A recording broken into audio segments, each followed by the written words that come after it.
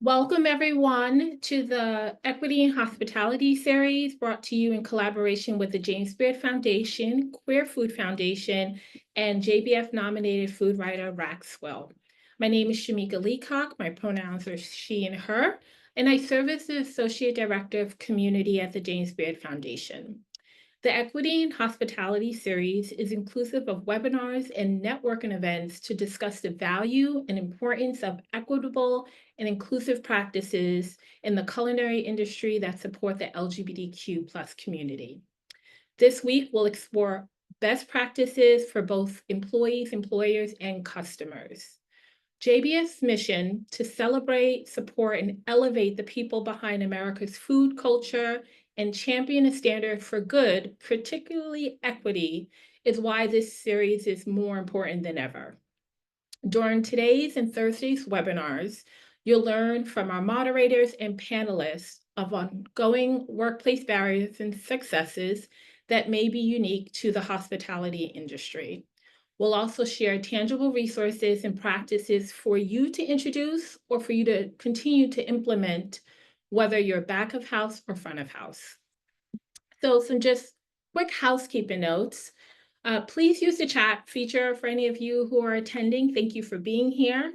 You'll have the opportunity to ask comments or share your questions in the chat box. We will have a Q&A portion towards the end of the discussion with our panelists. And I also just want to remind you that we will also be recording right now. And these resources will be available on both the platforms for both the James Beard Foundation and Queer Food Foundation. So as we begin, I'm excited to introduce you to our panelists and our moderators. But first, I really need to introduce you to Vanessa Parish. Vanessa is the co-founder and executive director of the Queer Food Foundation. Vanessa is a Black, Indigenous, lesbian, and chef who's an advocate and has made a significant impact in the culinary world and beyond. She's collaborated with major platforms like Food Network, NBC, BET, Airbnb, Google, Access Hollywood, and she's previously hosted Tasting Our Roots, a show that's garnered more than 20 million views and continues to be available on streaming platforms. Vanessa is a passionate advocate for mental health and disability rights, justice reform, and the celebration of queer Black girl magic. Also, happy Black History Month, everybody. So I'm excited to introduce Vanessa, and she'll get us started. Thank you, Shamika. It's always weird when you hear your own bio, so I'm going to put everyone else to the same pressure. But thank you, everyone, so much for being here. I'm really excited for the discussion. We're going to keep it active. We're going to keep it engaging. So again, everyone that's here, please put your questions in the comments. We're going to have a pretty robust Q&A. So as you're listening and learning, please keep the conversation going. We'll also be sharing resources during the conversation that we'll be sharing after and also in our industry toolkit. So if you learned anything, you want to take notes, don't worry, we'll have those notes for you at a later time. And thank you again to JBF for partnering and to Rax Will for partnering. I'm really excited to have everyone here. This has been a long time coming, and so we've got a lot in store even after this panel to go. So I'm going to do a quick introduction to our panelists. I'm really excited to introduce everyone to you. I'll kind of go in like a round robin-ish style from what I can see. So introducing Harana Market, Chris Eva, founded in 2020, Harana Market brings home-style Filipino cuisine to the heart of Hudson Valley. Located in the idyllic Accord, New York, at the foothills of the Catskill Mountains, Harana Market specializes in home-style Filipino cooking and offers a small curated selection of Asian pantry essentials. Chris grew up in San Diego, where they developed a passion for food at a young age in their Lola's Kitchen, who passed down family recipes and Filipino culinary techniques through oral tradition. Love. At 17 years old, Chris enrolled in culinary school at Lakota and Blue in Portland, where they fed their passion for cooking and honed their kitchen skills. Despite dropping out of culinary school, food always remained a thread throughout Chris's life. And then Also, Eva, born and raised in the Hudson Valley, surrounded by New York's pastoral beauty and rolling hills that one day she would call her home.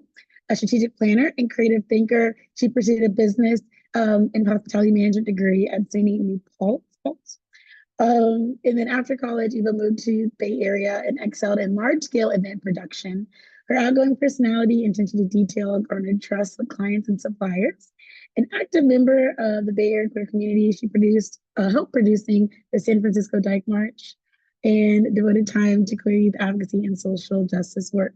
So now they're back in the Hudson Valley and they're propelling forward with Harana Market, raising money for causes and strengthening their bonds of community. So thank y'all for being here. So excited. Brooke, next, is a seasoned hospitality professional in the restaurant industry, boasting over 2 decades of food and beverage management experience. With a rich background in overseeing acclaimed fine dining establishments, bakeries, cafes, and smart casual restaurants, Brooke offers a wealth of operational knowledge and team building acumen. With a successful track record spanning more than 5 years in full cycle recruitment, Burton also excels in building out training programs, leading L&D initiatives, and consistently delivering measurable results. She specializes in effective communication, implementing process-driven strategies, and remains dedicated to assisting clients with cultivating exceptional teams with a heartfelt focus on diversity and inclusion. So needed. And last but not least, the infamous Sydney Rogers. Sydney has been in entertainment and industry and activist field for over 25 years. She identifies as Black trans femme, bringing more visibility and healing to the TGEIS2S community throughout activism. The positions she currently holds are Vice Chair of the Los Angeles County LGBTQ Commission, Program Manager for the Trans Economic Empowerment Project, and Equity Manager of the Community Programs at the LA LGBT Center, co-director of the TGNB Project, founder of Infinite Souls Consultations and Training Gender Inclusivity and EDI Analysis, and a Big Mama Storytime, reading LGBTQ stories to children and adults. She is a published author of academic books and has been published in LA Times, NY Times, and Body.com. As a storyteller, playwright, and host of many things, she's been featured in podcasts, audiobooks, and is also being an audio drama player for the new mayor of Norwood Stone and the podcast Old Cove, right? That's something. Okay, awesome. And is also just an amazing person that's supporting Trans Wellness Center, also the LGBT Center. So these are some robust bios, y'all. There's a collective knowledge of folks here. So I'm excited just to even hear about your stories and your expertise. But we're going to start with everyone. Just where are you in the world today, and what's catching your eye this week? I can pick people if that's helpful. We can jump in. Yeah, sure. Start with the duo. Yeah, my name is Eva. I'm Eva of the two of us, and we're representing Harana Market. We are in Accord, New York, which, as you mentioned, is just outside between the Shawanagonka and Catskill Mountains, about 2 hours north of the city. And for me, truly, I think the resiliency and support that we're really feeling this week, especially from our community, both personally and professionally, people truly showing up. And that is like not just catching my eye, but my whole spirit. So, yeah. Yeah. I'm Chris, by the way. And also with Eva here in the Hudson Valley. And I think this week, it's kind of hard not to feel sort of the gravity of honestly what's happening, like reality. But again, sort of echoing what Eva's saying here is that like a lot of our community members are showing up and supporting and, just having the good reminder that it's tough out there, but we're also not alone.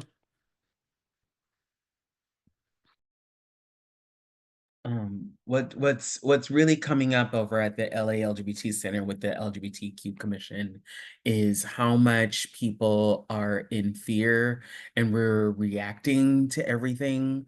And we're really trying to promote a consciousness of preparedness, preparedness, two, not reacting, but having, letting it process, and then going from there.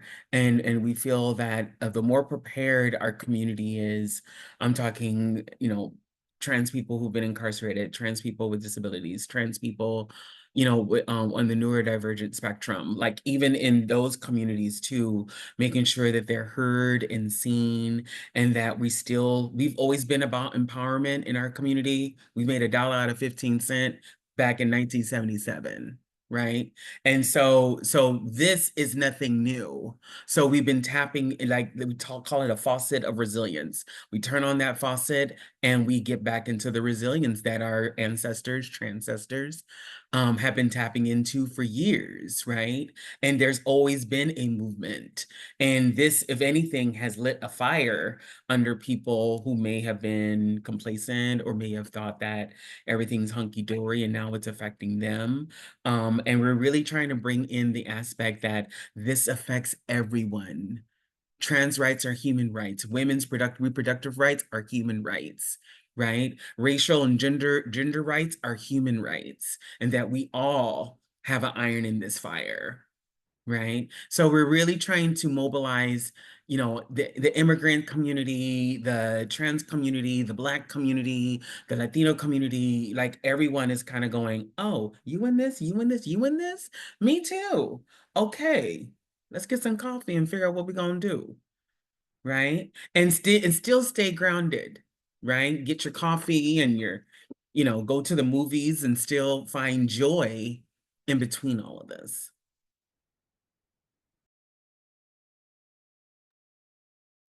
I love that. We need to hear that today. Yeah, I just, the faucet of resilience is just about the most genius thing I've ever heard. So thank you, Sydney, for saying that. And I am in Boston and I am just really happy to be here. And my eye has been on the news and like everyone who's mentioned, I think leaning into the community and asking for support. And just in me preparing for this time together, I got to spend more time with my queer community here in Boston and talk to different restaurant people and people peripherally around the restaurant and hotel industry, and get to ask how everyone is doing. So I just want to say thank you for giving me the opportunity to do even more outreach than I think, as a recruiter, I talk to people all day, but it isn't for myself per se, it's for my clients. So I've just been really spending a lot of time thinking about how can I make a difference within our community, and also just be more connected. And like you said, Sydney, like have coffee with my peeps. So thanks. I love that. And I think this is a really good point to set the intention behind these conversations, right? Like these are real life, everyday issues where, our lives are political. It's just where our existences are radical. And that also starts even in our food hospitality industry of keeping the accountability in the forefront, making sure that it's known that our workers, our employers, the businesses we patron understand who's walking in those doors, understand who's working for them, and holding them to a different standard. People say like now more than ever, but it's kind of now. It's been forever. Like it's just been needed forever. You know what I mean? So I'm really grateful for all of your perspectives today. I really hope that there are employers and owners in the panel that are listening, that are ready to take action, accountability, to do personal check-ins at this time that really are going to shift a lot of transparent conversations and barriers that everyone in this moment are experiencing today, and that we can make some today, tomorrow, next week, actionable change, starting right at work, right? That our work is our life source. It is our income, it is our bread and butter. And so it starts with your workplace being a place for you to be at all times. It's a space where we spend most of our day, and we get most of our information. We have most of our interpersonal connections. So pivoting a little bit, I think I want to start at the beginning of work, and that is hiring, getting to the job in the first place, right? And so that also begins a conversation of employers, how they're curating their practices in hiring and applications. There's a lot of biases that happen right before people even walk in the door to interview. So that it's kind of where I bring it to you, Brooke. Employers don't often think about how equity and safety red flags can show up in their hiring processes. Why do you think that is? And what do you think could be suggested for some quick fixes? I love that I get to start off. I would say that I agree that I hope that there are a bunch of people here today that are employers who are looking for some ideas. And certainly I love the idea of a quick fix, but I think this is a bigger, longer road. And, you can add your pronouns to your email signature, and you could, make sure that on your onboarding forms that there's more gender inclusive check boxes. But I think that we honestly have deep work to do individually before when we think about how we hire. So, just as I am a hospitality recruiter, and I work in a specialized recruiting firm called the Madison Collective, and we really team or partner with our clients to help bring a higher caliber of candidate. We have a wider lens and a more expansive network. So as people who've worked in the restaurant industry ourselves, we have worked with people for for multiple decades, and we have a deep network. But we're always constantly sourcing people, and we try to avoid unintentional barriers. So, if you're really busy in your restaurant or food business and you don't have time to do really thorough screening, we offer that service. And we also we are interviewing people on the phone, over Zoom, in person. We see people in action. So we're seeing a more fully rounded candidate pool that, if you're in a restaurant or a hotel or food business, you might only be looking in a particular area. We can also offer insights on job descriptions. So sometimes people put up posts, and those posts are using language that isn't inclusive. The Good Food Jobs offers how to write a more equitable job post, and that's a great resource. And, where are you posting? Is Culinary Agents, Good Food Jobs, Indeed, Harry? Are you only on Craigslist? Where are you looking for people? But I think that as far as long-term solutions go, I think the first step is taking a mirror to each of ourselves and saying, okay, where is my unconscious bias? And have I gone online and done a online bias test to see, are there particular candidates that I'm more drawn to than others? And if I am noticing that I have a bias, okay, I need to lean into that area. And then including more perspective in the interviewing process, I think, is important. So you've got maybe someone like me helping you as a partner, but maybe you don't have enough money to have a recruiter. So within your own team, maybe it's the general manager who's interviewing and the director of operations, but maybe you want to add the sous chef and the floor manager, maybe an hourly employee, to give a more fully rounded perspective of candidates. And you can also look at the benefits you offer. What sort of wellness do you like?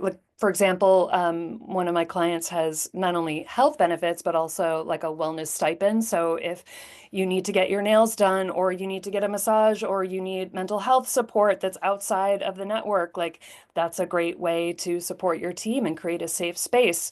And then as far as onboarding goes, I think that once you've interviewed the person and then you bring them on board, are you giving your employees the same level of attention that your guests are. So maybe you have the Will Gadara perspective of like all the steps of service for a guest, but what are you doing for your employees? Are they getting that same level of love and attention, like the napkin drops on the floor or the greet at the door? Like, what are you doing for your employees that are at that same level? And are you offering a training system where maybe you have an onboarding buddy or a training buddy that is a safe space for that employee? So if, let's say, someone on the team says something that is totally not okay, you could go to that training buddy and say, I feel really uncomfortable because of this. And that can really help make a more safe and inclusive environment. And then I think, there's so many ideas, but common spaces, like where's the locker room, or where do you have people change and get ready for service? Do they need to be in uniform before they show up? And what is the uniform? And how do you make sure that everybody on the team feels good in their like, what are the tools that they need to have on their bodies in order to feel good at work? So those are just some quick ideas that I wanted to share. But again, I think that this is a long haul situation, and I think that if we want to do this long work, it is starting with ourselves. And so I'm so happy that we're all here together to share ideas and to come together to find some great solutions that we maybe haven't thought of before. So thanks for letting me share. No, I love the comparison to steps of service for customers and having like steps of service for your employees when they get there and they're showing the onboarding, because that's a checks and balances of that, like they spend a lot of time making sure customers are happy. Are you taking that same checks and balances to make sure that your employees are the same? So I thought that really stuck out to me. I love that. So this is an open question for everyone. But when we're having these conversations about making change, right, having accountability, where do you think the responsibility lies with the employers, the companies, direct management, when you're trying to implement these better practices?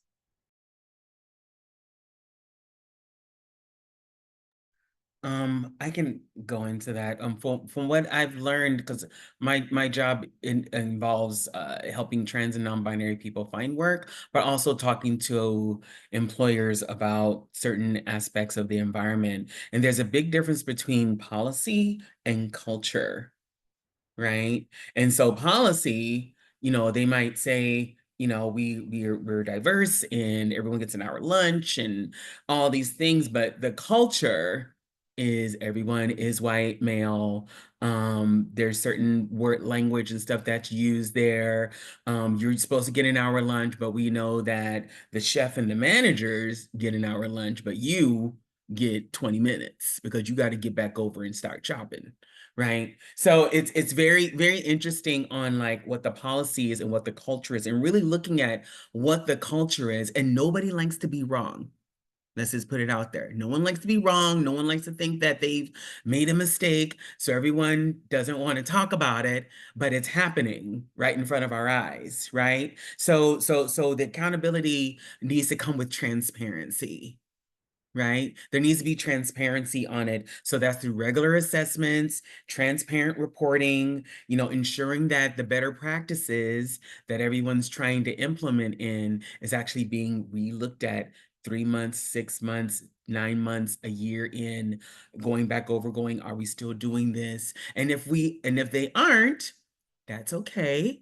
Let's go back and reset. Right? But everyone doesn't like to, oh, we're messing up. Oh, it's okay. We'll, we won't talk about that. No, you need to talk about that. You need to talk about that. You need to talk about creating safe spaces. You need to talk about supportive policies.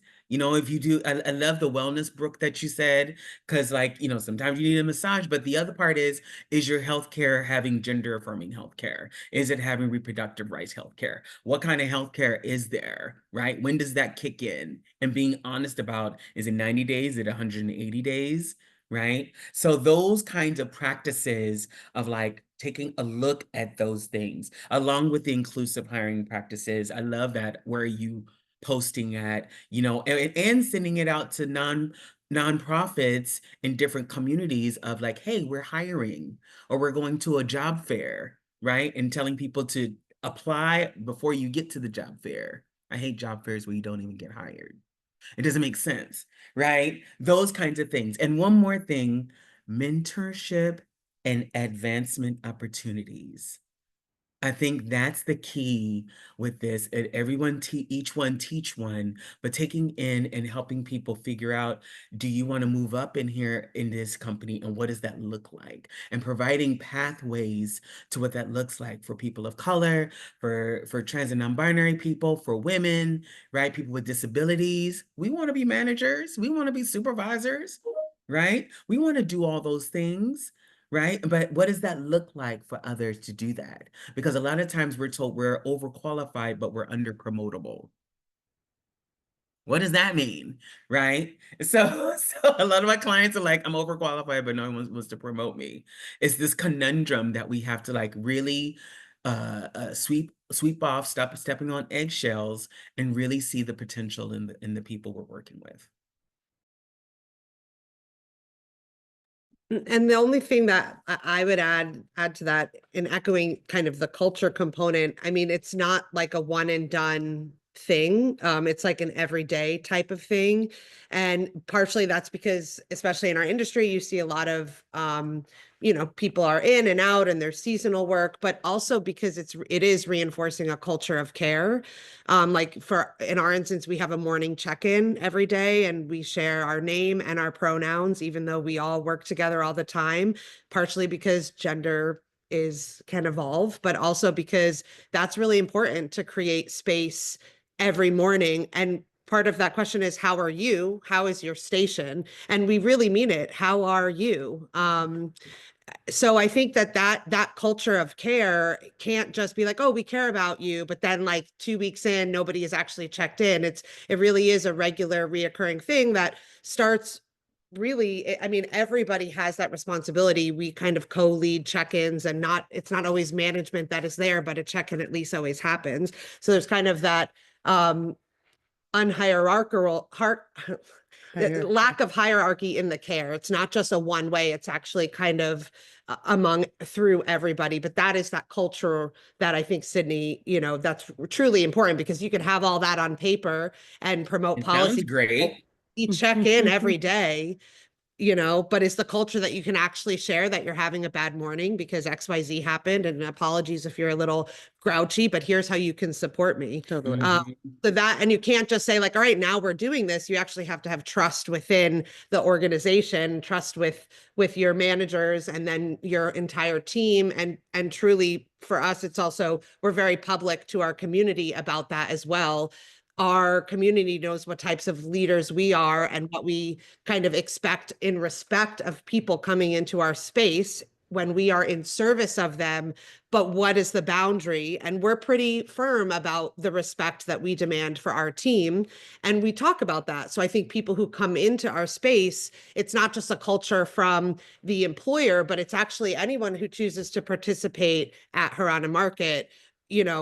These are the things that are tolerated and these are the things that are not. And we will talk to you directly if there's a problem. And I think sometimes people are like, oh, I'm not gonna, well, we need the income. Like, I'm not gonna like, well, go ahead, say whatever you want. That partially is eliminating gratuity.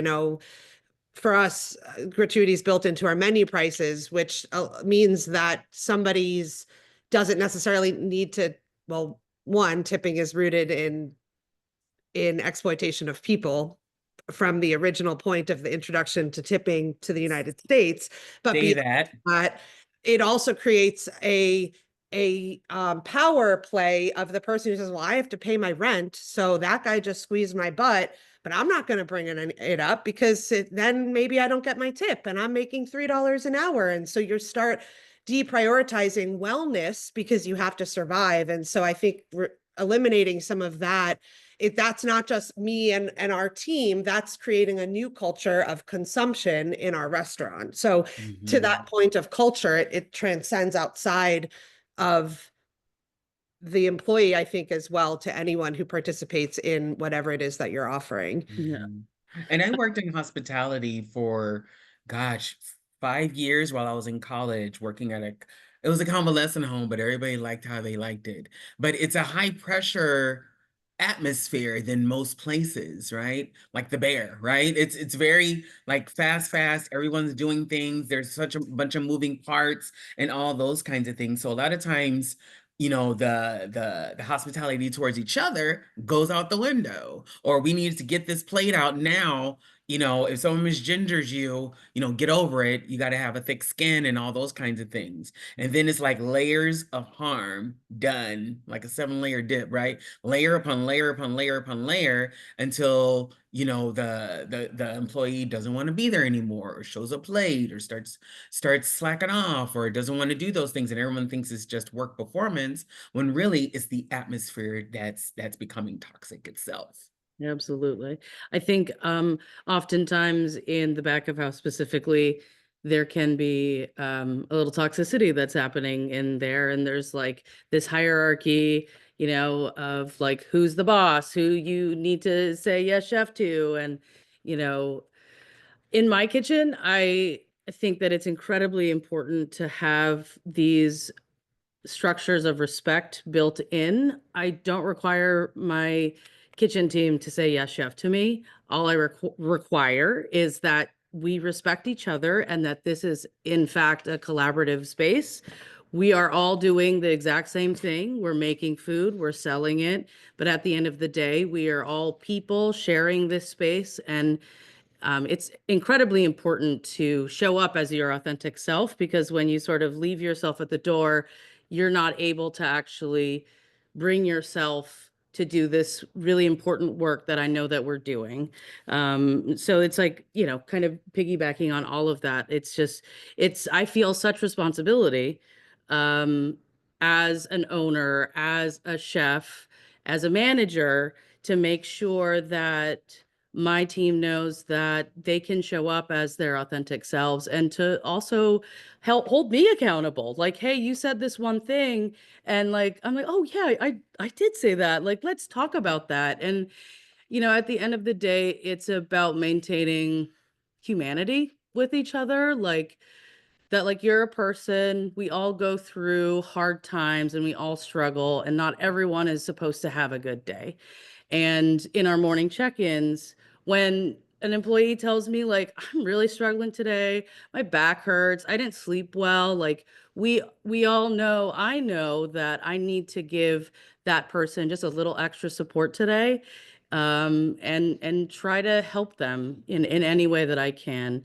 And the cool To thing show is up. when we have a hard day and we come in, we say, I'm station's good, I'm bad, and the other day that was my answer. And, one of our chefs came over and they're like, I'm really sorry you're having a bad day, and it made me feel so good. She didn't pry, but they knew what I was coming up to. And, as owners, that's all we can do is show up authentically as ourselves. I think that models then that culture Mhm. of, then showing up for really everybody else in service of making this a healthy place for them to show up, like Chris said, as their authentic selves. Yeah. It almost seems wrong to add, because that was all so perfect. But I do want to say that, in my initial share was that I think it is everybody who's responsible for creating culture. And I love the idea of policy and culture, because from a hiring perspective all the way through onboarding and creating safe spaces, I think that we all have a responsibility. So if I don't feel safe to say like ouch in my work environment, then I'm not going to say ouch for myself or for someone next to me. I also think that like it's the whole system. And I love the example of, sometimes we aren't showing up as our best selves, and we can either be called on it, or we can call ourselves out on it too and say like, I did not handle that the way that I wanted to, and I'm going to change my behavior moving forward. And here's what, here was my intention, and I think it came across this way, and that is not cool, and I'm sorry, and I think being able to have enough courage to say, I can do better, and then having the courage to say that to the people you work with too, I think is really important. So yeah, I love the morning check-in. I wanna do that with I'm gonna do that at home with my wife and kid, and I'm gonna do that with my team. It actually, our general manager for the last 20 years has run a LARPing summer camp. And that was actually implemented by our amazing general manager. And really, that's part of, they do this before with their littles.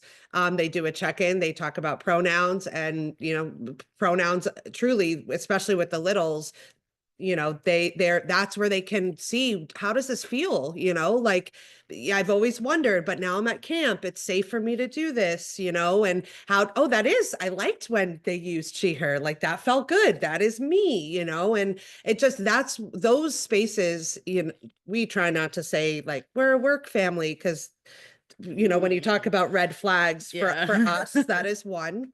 But it is maybe more of like a house or a network, but truly there is that level of care where hopefully those are the things, the check-in, that you can really start having those more vulnerable conversations, and that requires a safety and trust that you don't just get, at your one-off maybe meeting. That is built. Those things are built. And part of the morning check-in at the end is like, what's your name? What are your pronouns? How are you? How's your station? And then there's always a question du jour, and it always changes. So then it happens, we do this check-in right before we open. So it kind of breaks up the tension of everyone like rustling and like moving around, trying to get everything ready.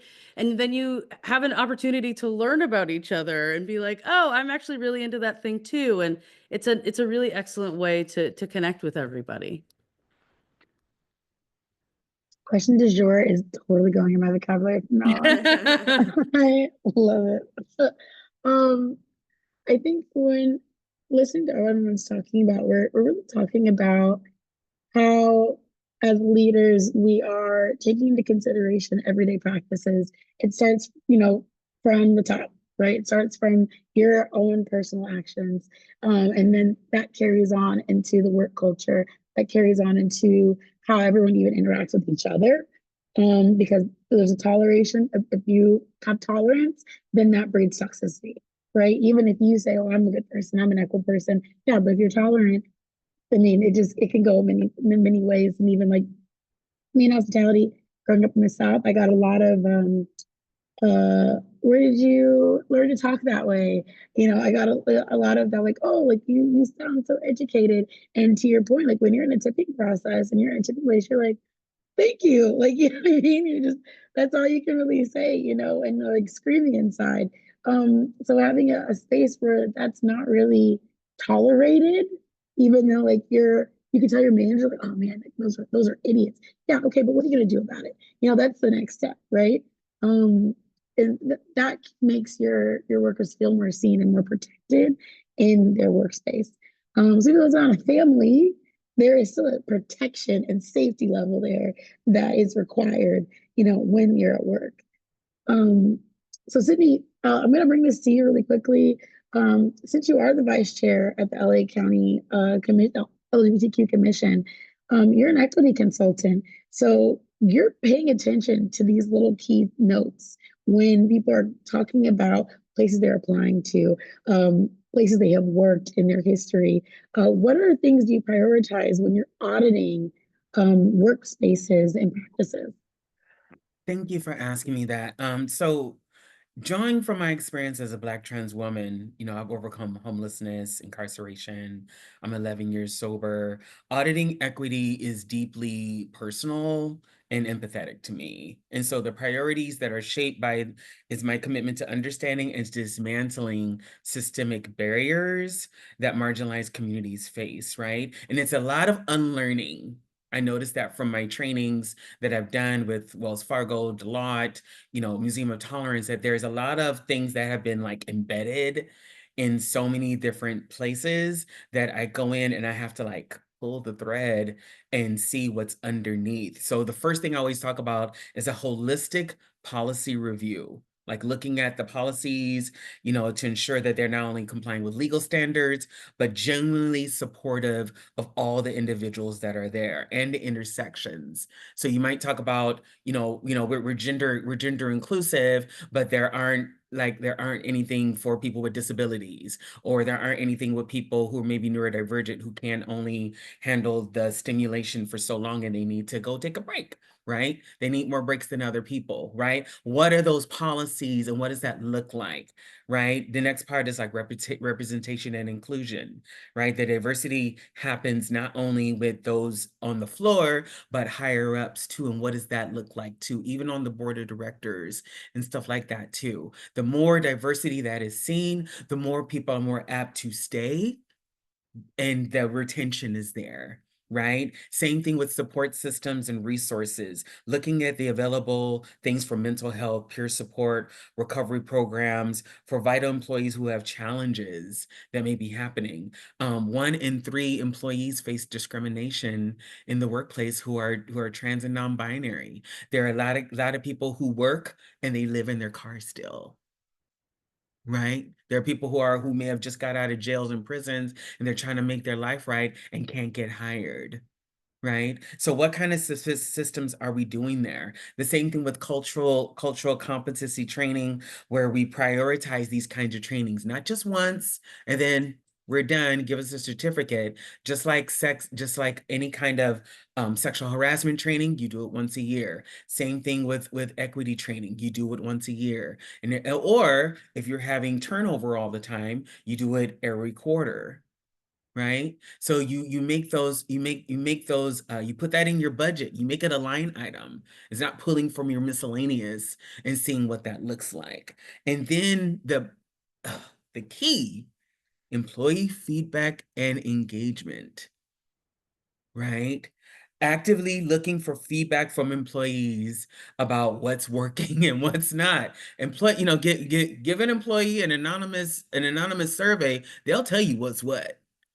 Right? And taking that information and creating safe channels to create honest dialogue, right? And the other part is data-driven insights, looking at quantitative and qualitative data to look at disparities and look at what other people are doing too, and seeing what's working, what's not, creating a collective among the collectives in the industry.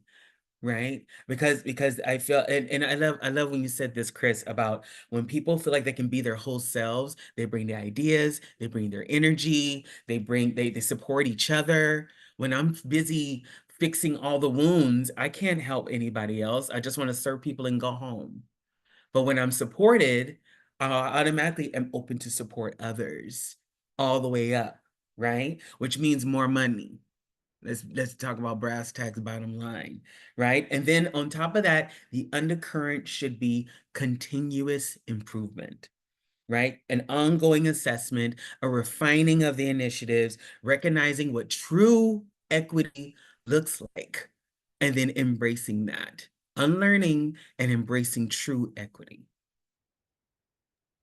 I think when you mentioned talking about employee feedback, oftentimes, they say, oh, we're an open door policy, or you can, send us feedback, we'll send a survey. Policy and culture again, right? The policy says open door. Yeah. Right. And the culture is like, but also I feel like even sometimes, depending on the survey, people don't want to answer it, especially if it's open question, right? Because you know how people talk. And so you can, as an employer, you can pretty much figure out, like, okay, I know who's saying that. And then it makes them even more fearful of actually telling the truth. So adapting even like a multiple choice or like a meter type of questionnaire, so it can be fully anonymous. If you make them write something, it removes the anonymity because it makes them have to use their voice to say something, and you can pick it up. Just even like, how people talk. It's just one of those things. Right. You can read it, So giving people a full option of anonymity by making it an easy, clickable type of engagement feedback, rather than making them say too much. Or, people want to leave a comment, go for it. But those that are not those type of people, it makes them be a little more transparent in that space. And seeing change actually happen, because a lot of people have filled out so many surveys. I've been asked so much feedback, and I'll give feedback, and like a year later, nothing changes. Nothing changes. Right? And they always say, if nothing changes, nothing changes. Yeah. Right. I actually, this was a perfect pivot because I have another question about change. So this is kind of perfect for me. This is for everybody. Um, so restaurateurs, I've heard, they say they don't know where to start when it comes to changing these practices, right? But there's an adversity that can happen when you're making policy changes, depending on other folks' backgrounds. For example, like, you've got folks, employers and managers that want to do, more pronoun conversations. They want to bring in these equal practices, but you have these more older traditional workers that are just like, I'm not doing it. I don't like, I'm not for it. Like, and how do they, what support can you offer them when you're have a melting pot of different backgrounds in traditional, especially in hospitality, a lot of traditional cultures that people are trying to dismantle. How do you feel? What do you think people can at least start when you're having these conversations of making effective change? I mean, we could speak to this a little bit because it comes up a lot in our business.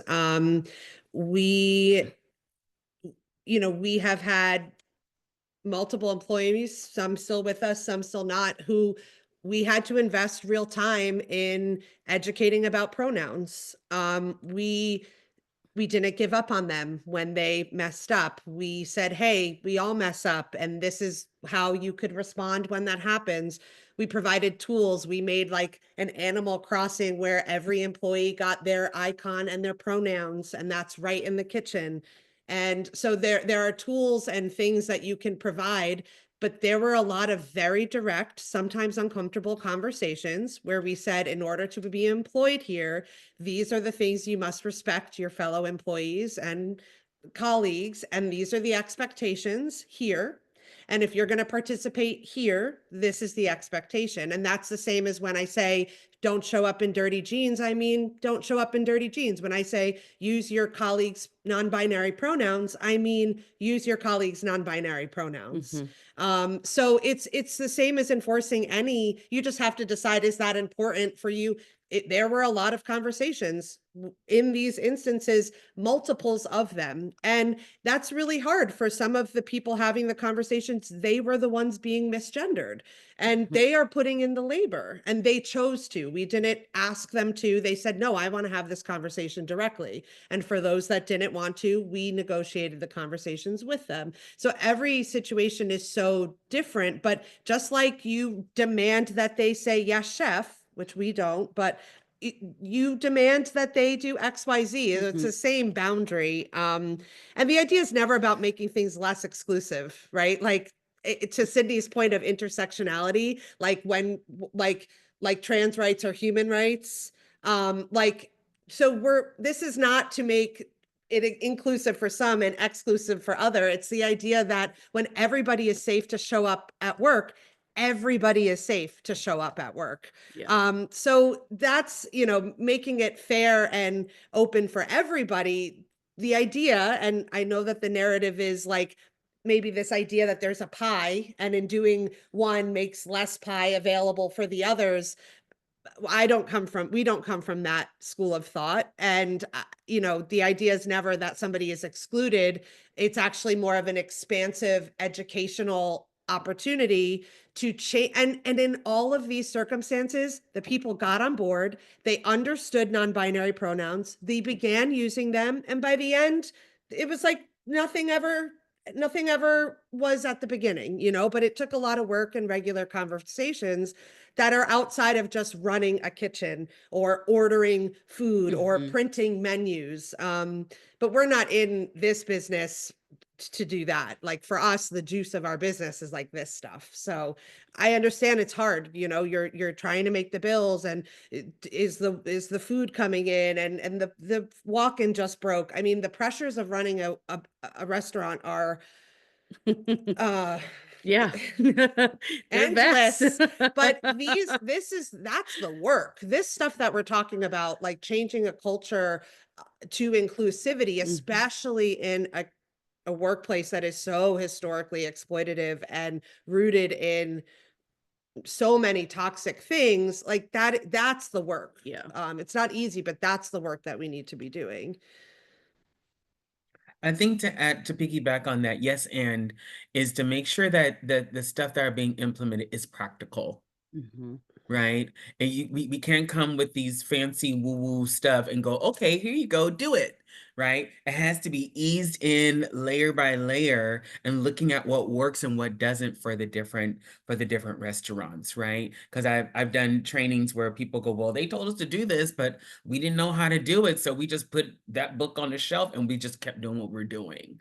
Right. And so a lot of places, they need practical things, practical things that they can implement now and then think about the long term, right? And what does that look like a year from now, 5 years from now? What does that look like? And then the bottom line is this will bring in more money. This will bring in more clients. This will bring in more people coming to your restaurant. This will bring in, right? Because I think they have to keep looking at, well, that's nice to pull on the heartstrings, and that sounds nice in theory, but but telling people, hey, in 2031, 65% of the workforce will be trans and non-binary. Right? 2031. That's in what, 6 years? Right? 65%. And that is data that says that. Right? So I tell restaurants and I tell other companies, this is what the future looks like. Get with the future or you won't be in business anymore, because others will do it and they'll thrive. Right? So what is your bottom line on this? Implement this stuff now, little by little, so that by the time it comes to that time, you've already done it. You've already done the work. Brooke, I'm interested in your perspective on this because I'm sure encouraging employers who have had a very similar practice of interviewing and applications and things all the time and like kind of showing folks, how to do those differently. How does that, have you had any experience of any pushback? Yeah, I mean, I certainly want to tread lightly here, but with clients, I have experienced a culture where the target audience was young and pretty, and so the idea was, I hear what your general requirement is, and I want to let you know that I will be doing interviews with people, and I'm going to submit them based on their qualifications. And I expect that because of California labor laws, that you understand that you cannot discriminate because of the way people look or their age or whatever. So I'm going to submit these candidates to you, and I strongly suggest you do the right thing. So it's a hard thing. Ultimately, decided to not work with that client because they weren't taking the feedback, and it just didn't feel like I could continue doing that work. But I would say that I've had clients where I can make suggestions about job descriptions and other um, you know for example, someone shows up to an interview, they're dressed great, but they're wearing sneakers, and that person is not hired because they were wearing sneakers. You could give that person feedback and say, you interviewed well, you have a great background in hotels and restaurants, and we have an expectation for the managers should be wearing X, Y, and Z. I think it's better to give feedback to someone who's interviewing than to exclude someone because they didn't catch the vibe of whatever that space is. So I think there are real opportunities for employers to get beyond what is the fine dining look, or what is things like that. And I certainly push back and submit candidates and try to create a safe space for the candidate as well, and say, I'm sending you into this group, and they are going to suggest that you wear dress shoes, and also make sure you don't have stubble. Like if you're going in for the interview, they want clean shaven. So those are the sorts of things that I can do to support the candidate, and then also help the client maybe open their minds and get on board with being equitable. I love this because even you as a recruiter are holding others accountable before you even send people over, you know what I mean? And like are encouraging even a new recruitment culture just by how you practice, which I think is great, because people don't think about the beginning. They think about what happens when you're already in the building. You know what I mean? Or they get feedback later, after the interview has been done and after the application's been sent.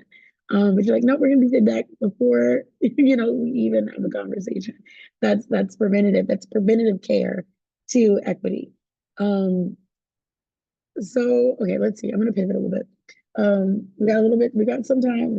We're having a great conversation. So I'm always like, I like trying to reel it in, but I'm like, I kind of want y'all to keep talking. You know what I mean? So it's difficult. Okay, so I want to bring it into Christine, but just really quickly, because you guys are intersectional business owners and operators, right? And that comes with celebrations, that comes with challenges. You're offering a different customer base, a different employee experience than a lot of people are used to, especially in our traditional white male, cis-dominated industry, right? So what do you think folks can offer their employees that make a difference? Or any challenges you've experienced? And I asked like challenges and things like that, but there are challenges when you're shifting the narrative in the hospitality industry. That just, it is what it is. You know what I mean? Being queer facing owners, especially in a time where that can be unsafe, that is a radical decision to make, right? So what can you even offer? I'll even say encouragement, in these workers and employers that are trying to keep going, and when they may feel a little uneasy about it. Yeah, I mean, we are very visible, and we're in a very, very rural area. So it's, there's no hiding. But we also choose not to hide because we know that our space is life affirming for many people, including myself, including for you. Yeah. And people tell that to us literally. So I think, the challenges are, running a restaurant, period. But I think we mitigate some of maybe the more social or cultural challenges by always being transparent with our community, and that includes our employees as well as our guests. If we are bullied or bothered, or someone takes our trans sticker down and we put it back up and they take it down, and we put it back up and they take it down, like, we'll share those things with our community, because they then know the lens in which we're showing up to and the resistance that we're fighting with, and that allows people to support us and our employees. And it also is very affirming, I think, for our employees to see us fight so hard to protect this space. I mean, for us, when trying to like implement a new policy that perhaps could be perceived as, I don't know how these things could be perceived poorly, honestly. I mean, we're like pro-human people here, but I guess people could understand or feel othered if they're not maybe a BIPOC person or of the Asian diaspora or queer or trans. I mean, literally on our FAQ and our website, it says, the last one, I hear you talk a lot about AAPI and queer and trans bodies and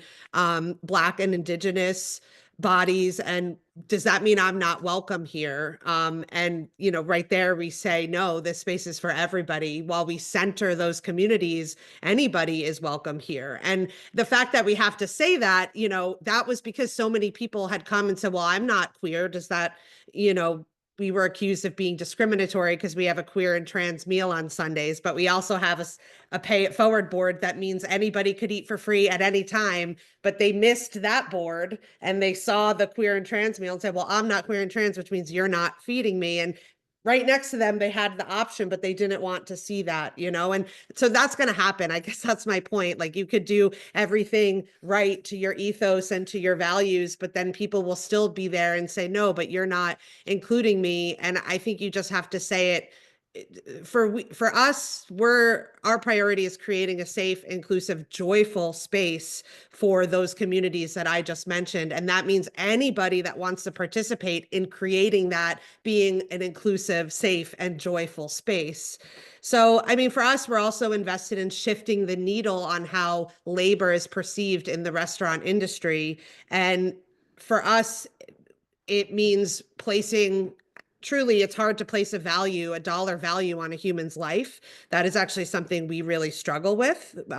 We started this business. I could have never thought we had 15 employees, and that means 15 conversations about placing a number on somebody's hourly rate. I mean, it's hard to commodify a person in that way, but at the end of the day, we're all consensually doing it. They want the job, we need to hire them, we have to decide a rate, we have to move on and make it feel in a way that they feel like they're getting their deal and we can run a sustainable business. The key there is that our pricing includes those higher wages, which means our prices may not be as cheap as XYZ. And for us, it's not about cheapening any part of that process, about the product or the people growing the food or our people making it or us as business owners. It's creating the value, assigning an appropriate value to all of those things, deciding the price of our menu, passing that on to the customer. The last piece for us of that puzzle, where I think people stop there, they're like, all right, it's expensive because we're paying everyone good and we're using farm to table. So what? The last part of that is that you have to still make it accessible, that your values can't make it so it's no longer that your values become a barrier for everybody being able to participate. So for us, that means that it is what it costs, but it doesn't mean you can't participate if that cost is outside of your daily budget for that day. So, I would live within your morals and values, but think creatively about how those things don't become exclusionary in the long run, making sure that it is intersectional and that, now more than ever, class solidarity is really critical. And for us, we redistribute resources within our community and it's in a small format. I know we're not overthrowing every restaurant ever, but for us at Harana, that's what that looks like. And just focus on the celebrations, truly, just like Sydney said, take yourself to the movies, Get a get a massage. Like it just Mhm. can't be, you really do have to celebrate those wins in that way. Yeah. I'm sorry, No, just go ahead. one of the main things while you were talking that kept coming to mind was that we as a culture, society, community, have to get out of this us versus them mentality, Mhm. right? That us versus them mentality. And I know it feels comforting to have that us against them, and then everyone kind of gathers over here. But that us versus them mentality does nothing for us. It doesn't serve us, right? And that undercurrent of fear of people feeling like they're being taken away from. I love when you said that that person didn't see the pay it forward, but they just saw that you're excluding me. So you're taking away from me. When really the undercurrent was we're for everyone, right? And how do we unlearn that us versus them mentality? How do we unlearn and go, oh, those are my own fears. Those are my own things that I'm dealing with. And I'm creating a culture out of that. And how do we break down that culture? I mean, it's been something that's been ingrained in us from the 50s. Like my mom used to say, the struggle is real. And I used to think, oh, as a Black person, the struggle is real. And then I realized if the struggle is always real, then I'm always struggling. Mm. Right? I don't want to always struggle. I didn't get sober and come out trans to always struggle. Girl, no. Right? So it's like how do we unlearn those things and understand that if we're going to create community, we have to really create community and break down those barriers and come together. And what does that look like to break that down and step a little pinky toe into inclusion, step a little pinky toe into equity, step a little pinky toe into community? And what does that look like? And then you realize the water's warm. Oh, it's not that bad after all. No one's taking from me. I'm actually being added at becoming part of a bigger community that loves me and supports me and sees me and hears me, right? But there's this comfort in the fear because we know that. We feel it in our bodies. Don't even get me started on like how we take stress in our bodies and stuff, right? But it's that whole thing of how do we undo that and go, and I usually tell people if you're not into pronouns and stuff, where's that coming from? What and it's not that you have to, do you want to? Mhm. And what's that about? right? And being called on that, and being called on that with love, right? Because no one's perfect. Lord knows guess what? You ain't perfect. None of us is. We're gonna make mistakes and stuff, but how do we come back from that and become better people? I think I think that's a really good question on, when you're putting your finger in it and it's warm, right? I have a really quick, like kind of like a rapid fire question, that's the word, yeah. But there is this line, like you said, there's this line of for everyone, for all, us versus them. However, I'm playing like devil's advocate, but I'm also interested. Where is the line between pandering and welcoming? Right? There's a lot of restaurateurs, a lot of owners that will have a pride flag in June, they'll have a BLM flag for February. How many flags are you supposed to put up? How many flags are you supposed to take down? You know what I mean? Like, where is the line with pink washing? Is there a line with pink washing? Like, where does that cross over? Right? Because it happens a lot where we feel like we're in a safe space because they've got all the flags everywhere, but then all of their employees, are white women, like, queer, where is that line? Right? So just wanted some quick insight from everyone, if you had a thought, before that. I think this is actually a really interesting question because we talk about this quite a bit. You see the pride flags everywhere in June and July, and it's like, this is all really wonderful and really great if it's earnest.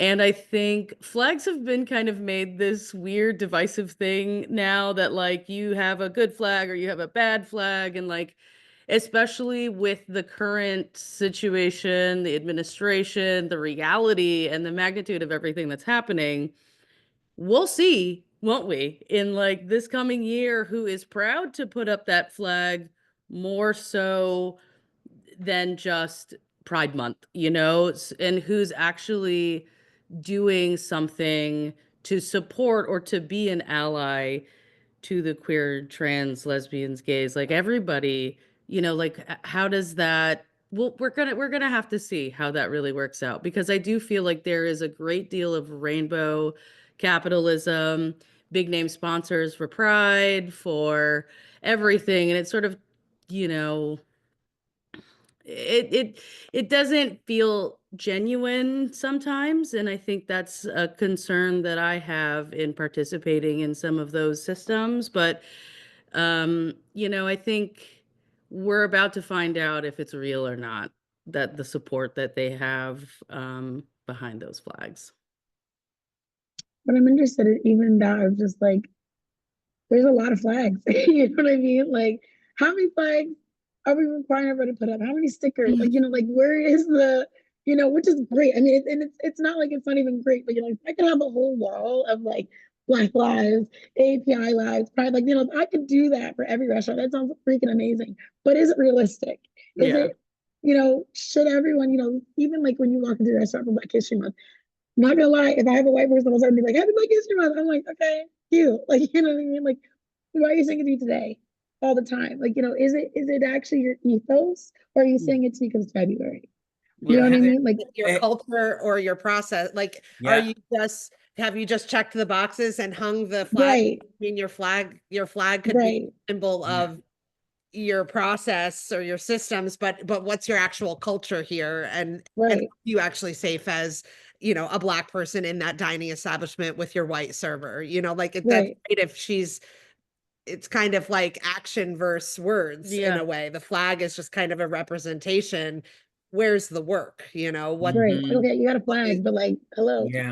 yeah. And the real work comes through sustained efforts and doing outreach to the community Yeah. too. Like, if you are going to have a Black History Month and talk about that kind of stuff, work with Black organizations, have them have one of their events at your restaurant, right? Or cater Mm, one of their events with your food. Mhm. Right. Same thing with Pride Month or anything like that. Inviting the community into the establishment, one, creates people to start coming to your restaurant because they see that you're creating that kind of community, but it also shows that we're not just a flag up, but we're actually going to do the work. And it's not that hard to like find local nonprofits around you that are like doing some stuff and going, hey, do you want to have your event here? Or do you want to have a table here for the weekend, or have it during brunch, or, you know, any of that? Do you want to have a drag show? Do you want to have a reading of Black authors? You know, there's so many different kinds of different events that can be done. And even if it's just one,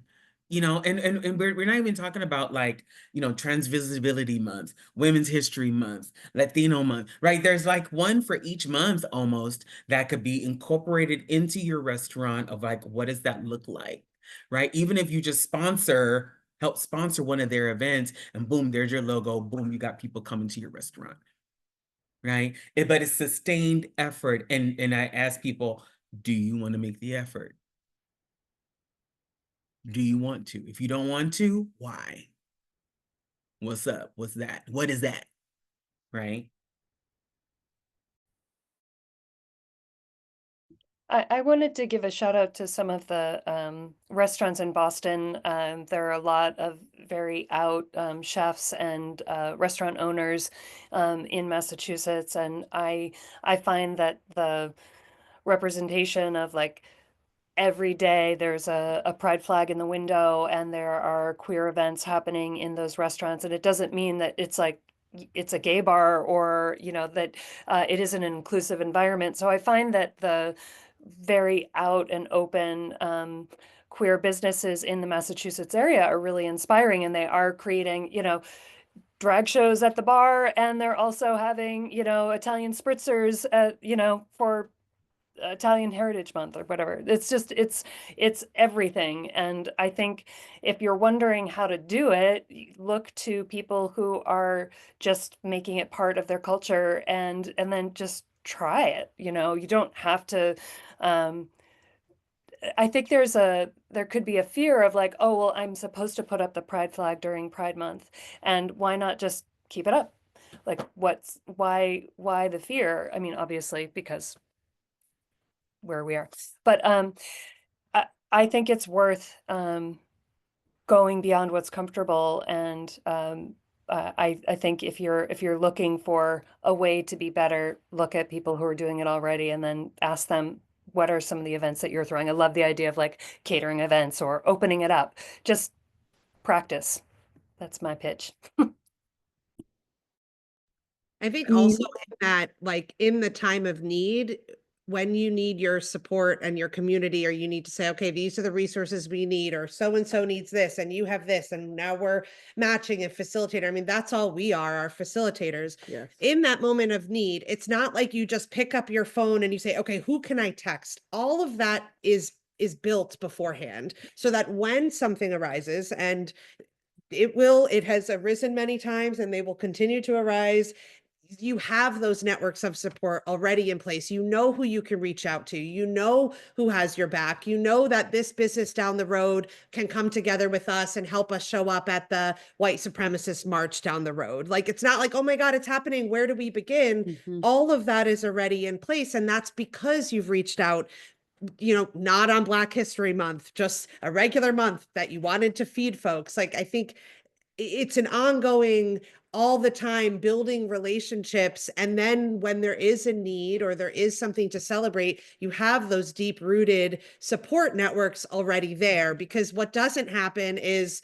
you need the trust beforehand. So it's not just like a snap your fingers, something bad, let's organize. I mean, all of that grassroots organizing. And if you have a restaurant, that is like the perfect place to bring people together and grassroots organize. I mean, we are losing third spaces that don't require money left and right. I mean, the library could be maybe one of them, but if you could provide a way for people to come together and offer them a discount on the food, or maybe not at all, but just say, hey, this is, or we're having a moderator come in, you know, I'm paying the hourly for the moderator, but it gives, I don't know, if you have a restaurant or you have a gathering space, and you have the lights on and the fridge full. I mean, we have like 80% of what the most people who are trying to organize are looking for. Well, where do we go safely to organize? Well, how are we going to get fed when we're there? Who's going to get there? Is it safe for us to talk about these things? So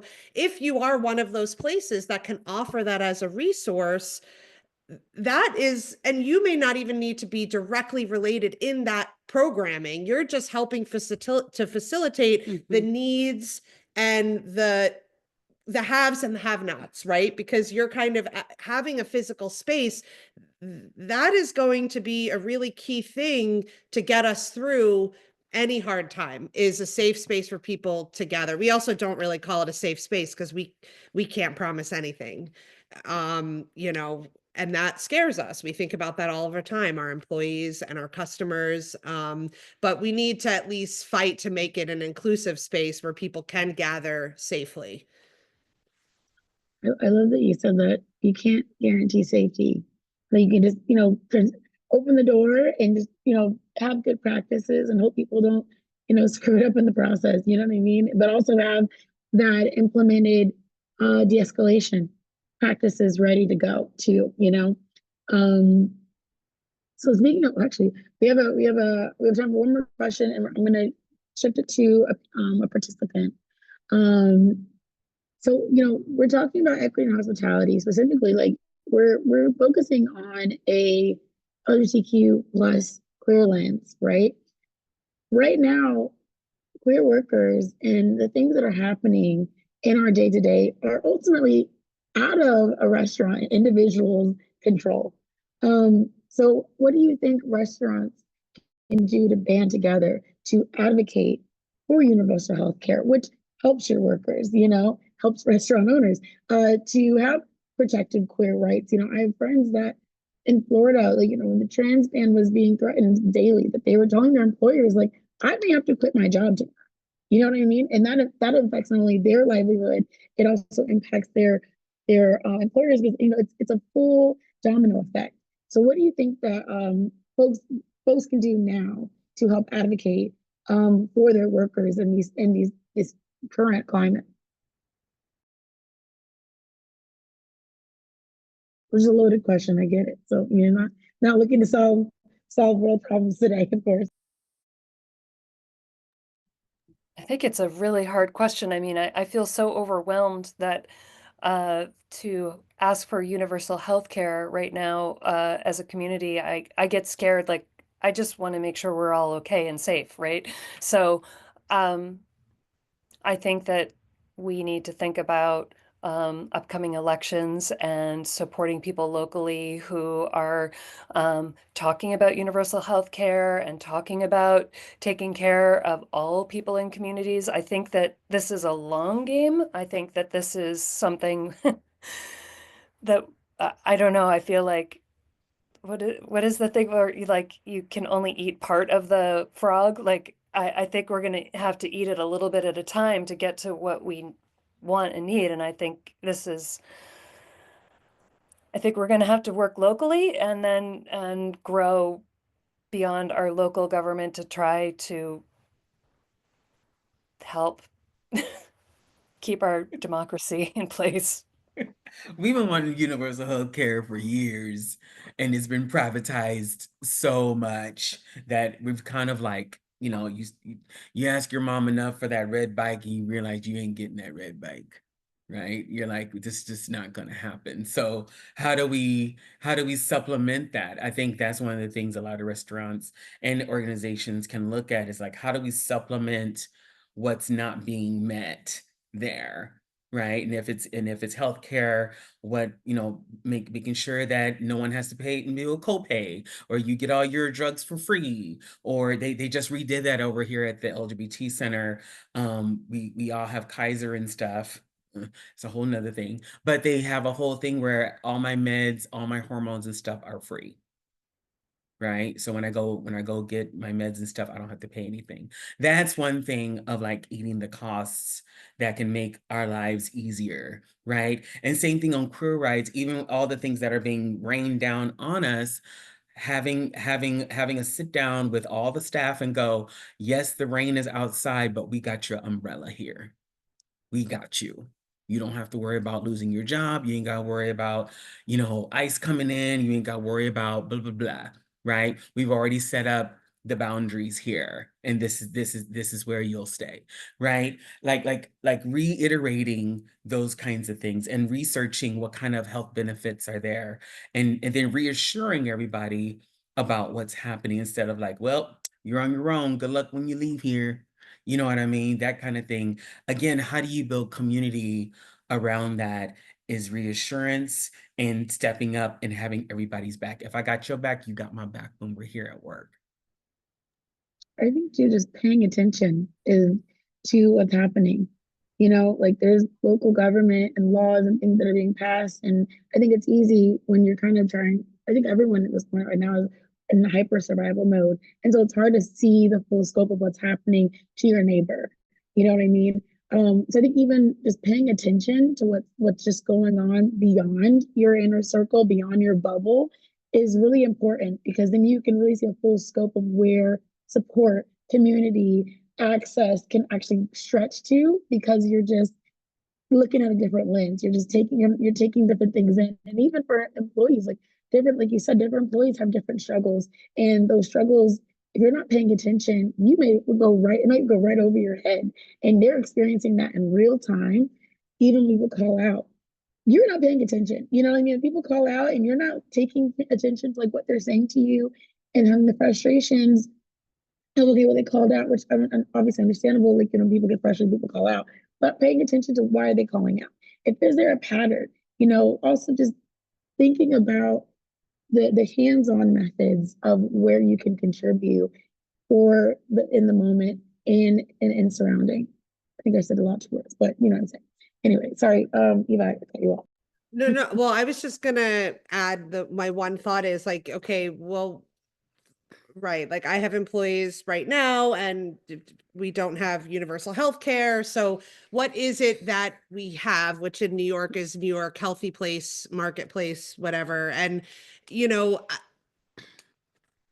when talking about implicit biases and understanding that everybody comes from a different place, like logging on to New York Marketplace and picking a health insurance plan, if you grew up in a family that never had access to health insurance, that may be incredibly overwhelming. So you may say, well, no, they have, New York State provides, you know, so-and-so, but if they don't have the access to the information or to know how to log in, you know, everybody has a different comfortability with these systems. And truly, you ask a lot of healthcare workers and you say, if you had the choice to buy into health insurance right now, would you? And they said, no, I've never had health insurance so far, so why do I need it? I'd rather keep my $300. You're not even talking about the same thing. You know, they're thinking, well, I've never had it and I'd rather keep my $300.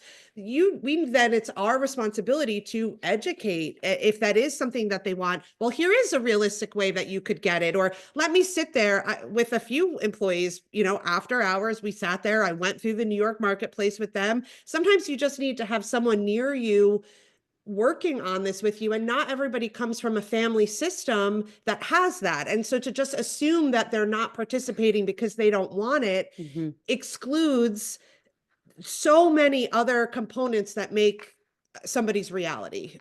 So maybe understanding what is an option and then providing support in helping them navigate that system, understanding that's not perfect, but sometimes it is just that partnership.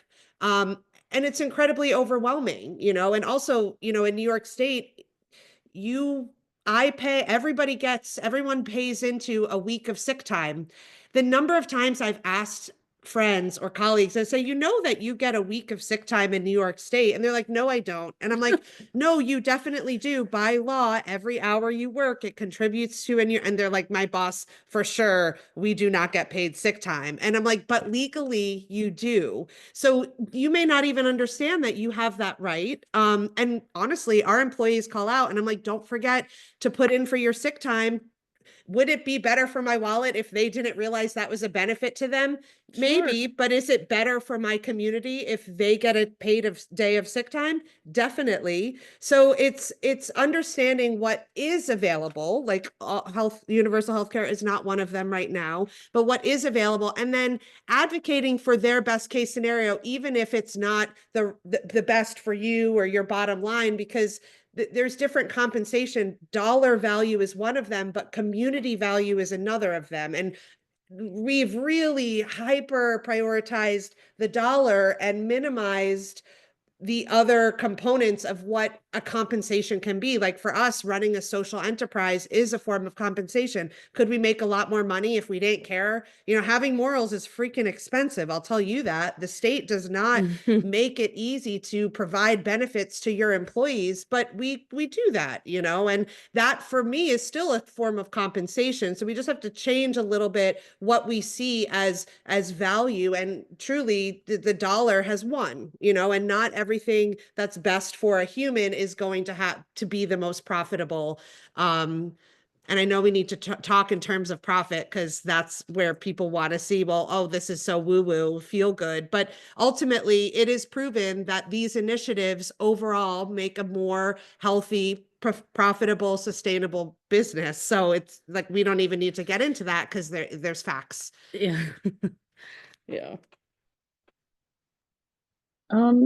I'm gonna try to close this out because we've had such an engaging conversation. There's so much more to this. Like, we could literally just keep talking about this forever. But I want to give anyone an opportunity, if there's any resources they want people to take homework, you know, if there's anything that you want to promote about your work, please shout it out. Where can people support you? Where can they find you? Etc. Yeah, well, if you're ever in the Hudson Valley, please stop on by the Harana Market. We'd love to feed you and welcome you into our space. We recently switched over to full service, so our experience is much more improved, and we're just excited to be there and to support and, you know, feed our community. So please stop on by. You can always follow us on our socials at Harana Market. We just joined Blue Sky, so 40 followers on there. If you want to find us, we're trying to break up with Meta, but it will be a long process. But Blue Sky is, you know, find us on Blue Sky. You can always shoot me an email at missbenterprisesla@gmail.com for any kind of you know, trainings or insight, that kind of stuff, or Sydney Rogers LA, Sydney Rogers no D at gmail.com. You can always hit me up there. And I think one of the other things is just stay informed. There are things that are always happening, changing within our community when it comes to this kind of work, equity work. You know what I mean? Our equity work has shifted just in the past month, right? Of what does that look like? So I think just staying informed on that kind of stuff and really asking, you want to know what your employees need? Ask, right? Just ask. You know, if you're trying to be diverse and stuff like that, get a recruiter like Brooke and, you know, say this is what we want. This is what we need here, right? You know, closed mouths don't get fed.